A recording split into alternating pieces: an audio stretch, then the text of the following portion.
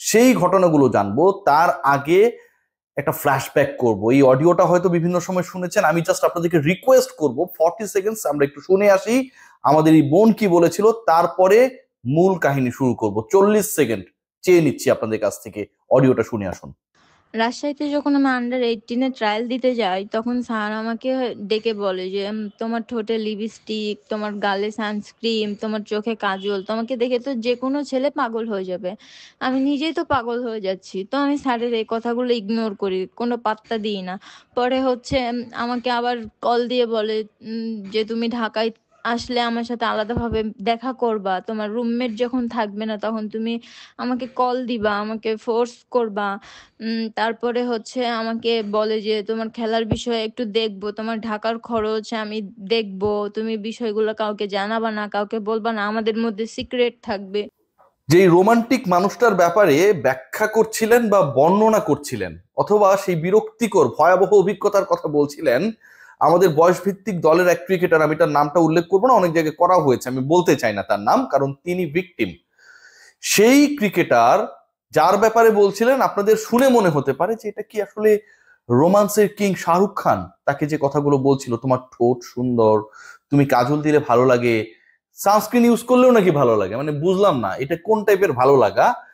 তুমি আমাকে ফোন করবা, আমাকে ফোর্স করবা, এবং যখন রুমে একা থাকবা তুমি আমাকে ডাকবা, এবং তোমার আশপাশে কেউ যেন না জানে। মনে হতে পারে যে এটা কোনো একটা হিন্দি মুভি, বাংলা মুভি, থাকে না হলিউডের অনেক মুভিতে লাভ ইন ফার্স্ট সাইট, প্রথম দেখাতেই প্রেমে পড়ে যায়, এরকম কোনো ঘটনা। এরকম কোনো ঘটনা না। যেই মানুষটা, যেই নোংরা মানুষটা আমাদের এই ছোট বোনকে, আমাদের সন্তান তুল্য এই নারীকে, নারী ক্রিকেটারকে, স্বপ্নবাজকে আসলে বাজে ইঙ্গিত করেছিল, সেই লোকটার নাম হচ্ছে সজল চৌধুরী। বাংলা মুভি একসময় দেখতাম যে তালুকদার, চৌধুরী, খান, এগুলো যাদের নামের পেছনে থাকতো সবগুলোই বদমাইশ হইতো। আমি বলছি না যে এই নামের পেছনে যা যা আছে সবাই খারাপ, মানে বাংলা সিনেমায় এটা হইতো। আপনি কোনো তালুকদারকে ভালো পাবেন না, সিরিয়াসলি, কোনো খানকে আপনি ভালো পাবেন না। মানে বাংলা সিনেমায় যে ক্যারেক্টার গুলো থাকে এদেরকে সবসময় বদমাইশ দেখানো হইতো। চৌধুরীটাও সেরকমটাই, আমার মায়ের নামের পেছনে চৌধুরী আছে, তো চৌধুরী বংশের কেউ আবার রাগ করেন না। মজার ব্যাপার, এই সজল চৌধুরী বাস্তবের বদমাইশ। কত বড় বদমাইশ এই ভুঁড়িওয়ালা সজল চৌধুরী, তার চেহারাটা নিশ্চয়ই এখন আপনারা দেখছেন, তার কল্লাটা নিশ্চয়ই আপনারা দেখছেন। এই বদমাইশ মেয়েদেরকে এভাবে তো উত্ত্যক্ত করে করেই এই মুহূর্তে বাংলাদেশ ক্রীড়া শিক্ষা প্রতিষ্ঠান বিকেএসপির যে আবহ, সেটা একটা ভয়ে ততস্থ অবস্থায় রয়েছে। দুদিন আগে ফাইয়াজ ভিখারির মতো সবার কাছ থেকে যিনি ডিএর টাকা কালেক্ট করতেন, মেরে দিতেন, এবং তার সাথে ডেভিড বাবু বিভিন্ন কাউন্সিলরশিপ কেনা বেচায় যিনি জড়িত। আরো বড় বড় ঘটনা আসবে, মিস্টার বাবু রেডি হন। বাবু নামগুলোই কেন যেন আসলে আমার লিস্টে চলে আসছে নানা সময়, বাবু সোনারা, ডেভিড বাবু, তারা যখন শাসালেন, আমি যখন রিপোর্ট করলাম বিকেএসপিতে তাকে বের করে দেওয়া হলো। আজকে ফ্রাইডেতে এই বদমাইশ ভণ্ড সজল চৌধুরী, এই মেয়েদেরকে যিনি বাজে কুপ্রস্তাব দেন, তিনি হাজির হয়েছেন বিকেএসপিতে। আমিনুল ইসলাম বুলবুল, যিনি ভাজা মাছ উল্টে খেতে জানেন না, ভয়াবহ ভদ্র মানুষ, কোনো কিছুই বোঝেন না, ক্রিকেটের প্রেমে পড়ে গেছেন, বাংলাদেশকে তিনি অস্ট্রেলিয়া বানাবেন। আপনারা মনে করেন এই কথাটা তিনি বলেছেন, আমি বুলবুলের পক্ষে বিপক্ষে বলছি না। অস্ট্রেলিয়া মনে আছে David Warner and Steven Smith test চলাকালে সাউথ আফ্রিকার এগেনস্টে, আমার কাছে যতটুকু মনে পড়ে, ভুলও হতে পারে, সাউথ আফ্রিকা আর ওয়েস্ট ইন্ডিজ, বল টেম্পারিং করেছিল, পদত্যাগ করলেন ক্রিকেট অস্ট্রেলিয়ার সে সময়ের সিইও সাদারল্যান্ড। ক্রিকেট অস্ট্রেলিয়ার সিইও, যিনি মাঠে খেলেন না, যিনি বল টেম্পারিং করেন না, কোনো কিছুর সাথে জড়িত না, তিনি পদত্যাগ করে ফেললেন।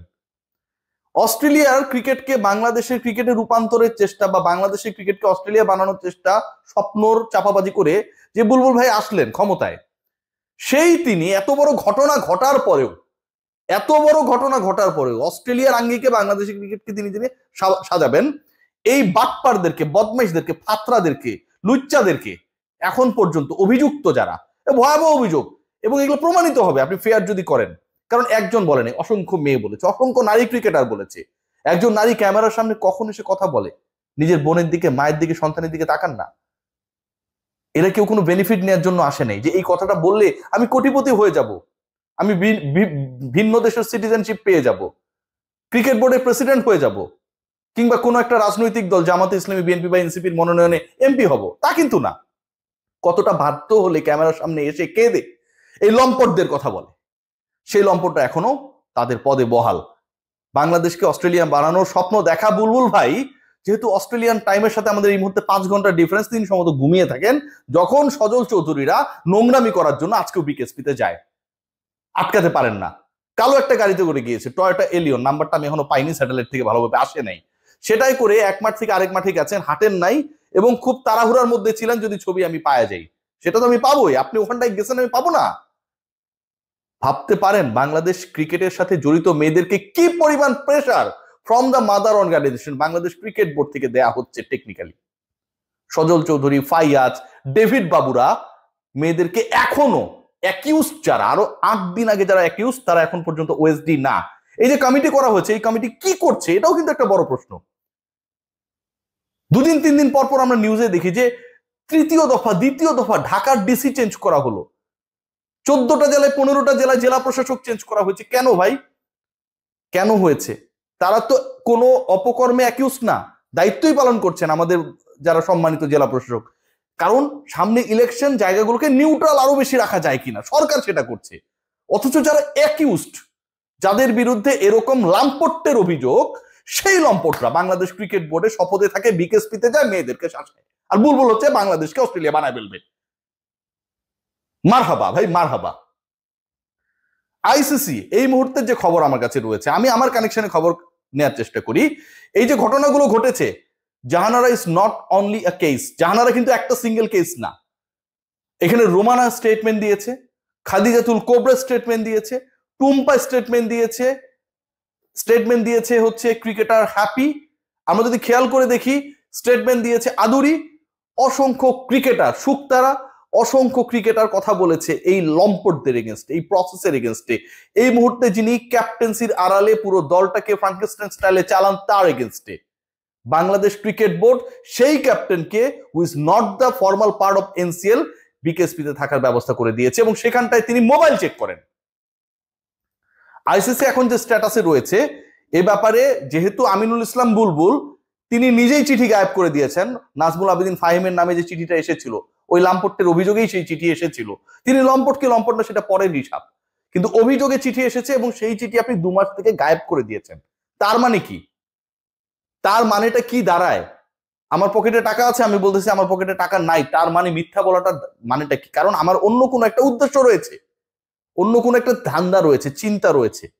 আমি যখন এরকম অভিযোগ আসার পরে কনফিডেন্স নিয়ে সেটা তদন্ত করি না, ওই আত্মবিশ্বাস নিয়ে আমি যখন ইনকোয়ারি করি না, আমি লুকিয়ে রাখি, ঠিক তখন আমি কতটা শুদ্ধ হতে পারি সেই বিসিবির এগেইনস্টে ICC is about to take active action. Bulbul সাহেব মনে করছেন তিনি পার পেয়ে যাবেন, মিষ্টি মিষ্টি কথা বলে পার পেয়ে যাবেন। আগে আইসিসিতে চাকরি করেছেন, 2-একটা সোর্স রয়েছে, ফোন টোন, হোয়াটসঅ্যাপ, টেক্সটের মাধ্যমে তিনি সবকিছু জেনে যাচ্ছেন। ব্যাপারটা সেরকমটা না, একদমই সেরকমটা না। কি হতে যাচ্ছে আপনাদের চিন্তার বাইরে। কিছু লম্পটকে বাঁচাতে গিয়ে বাংলাদেশের ক্রিকেটটাকে, আমাদের প্রিয় বুলবুল ভাই, আপনারা এখন বলবেন যে রিয়াসাত তামিম ইকবালের চামচা, ভাই এই কথাটা আইনেন না। কি ঘটতেছে আপনারা চোখের সামনে দেখতেছেন, চোখের সামনে দেখতেছেন, পুরো ধ্বংস করে দিচ্ছে। বাংলাদেশের নারী অধিকার নিয়ে কত সংগঠন কাজ করে, কত নারী নেত্রী রয়েছে, কত বেসরকারি সংস্থা রয়েছে, কোর্ট রয়েছে, কারো কোনো বিকার নেই।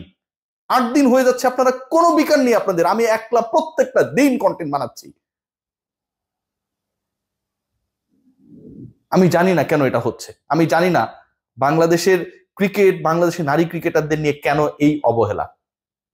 আজকে যদি এই স্টিগমাটা স্টাবলিশড হয়ে যায় by any sanction from ICC, Aminul Islam Bulbul মুখ দেখাতে পারবে না। এখন পর্যন্ত 72 ঘন্টা হয়ে গেছে, কি কারণে নাজমুল আবেদিন ফাহিমের চিঠিটা লুকিয়ে রাখা হয়েছিল মন্ত্রণালয় বিসিবিকে ফরওয়ার্ড করার পরেও, সেটার ব্যাখ্যা আমরা পাই নাই। এশিয়া কাপের টাকা নিয়ে যে 2 নম্বরই হয়েছে সেই প্রশ্নটা উঠেছে, সেটার ব্যাখ্যা আমরা পাই নাই। কি কারণে 8 দিন পেরিয়ে যাওয়ার পর এই যে হাই প্রোফাইল তদন্ত কমিটি, তারা কেন সুপারিশ করে না যাদের বিরুদ্ধে অভিযোগ তারা কোনোভাবেই ওই নারী ক্রিকেটারদের আশপাশে ঘেঁষতে পারবে না? অভিযোগ কার বিরুদ্ধে? নারী উইং এর সাবেক চেয়ারম্যানের বিরুদ্ধে, নারী ক্রিকেট বোর্ডের যে নারী উইং রয়েছে সেই উইং এর অন্তত 5 জনের বিরুদ্ধে। তো এদের বিরুদ্ধে অভিযোগ, এদেরকে আপনি বহাল রেখে আপনি তদন্ত করবেন? এটা পসিবল? এটাই আপনারা করছেন। এই লম্পটরা যারা ছোট ছোট মেয়েদের ঠোঁট থেকে পাগল হয়ে যায়, চোখে কাজল দেখলে এরা পাগল হয়ে যায়, রুমে একা কখন থাকবে তখন যেতে চায়, চিন্তা করতে পারেন? ভেঙে বলি, এই লম্পটরা একটা ছোট্ট মেয়ে রুমে যেতে চাইবে কেন? কি কারণে যেতে চাইবে? কাউকে জানাতে না করবে কেন? কারণ এই লম্পটরা নিজেদের কাপড় খোলার জন্য সবসময় রেডি থাকে। এই লম্পটরা সবসময় এটা করার জন্য রেডি থাকে, এই কামটা করার জন্য রেডি থাকে। এটা করতে গিয়ে পুরো ক্রিকেট বোর্ডেরই যে কাপড় খুলে ফেলছে, বিবস্ত্র করে ফেলছে, সেদিকে কেউ তাকাচ্ছে না। অস্ট্রেলিয়ান দৃষ্টিভঙ্গিতে যদি দেখেন তাহলে এগুলো কোনো কিছু মনে হবে না ভাই। একটু বাঙালির চোখে দেখার চেষ্টা করেন। আমাদের মেয়েদের সম্মান সম্ভ্রম অনেক বেশি গুরুত্বপূর্ণ।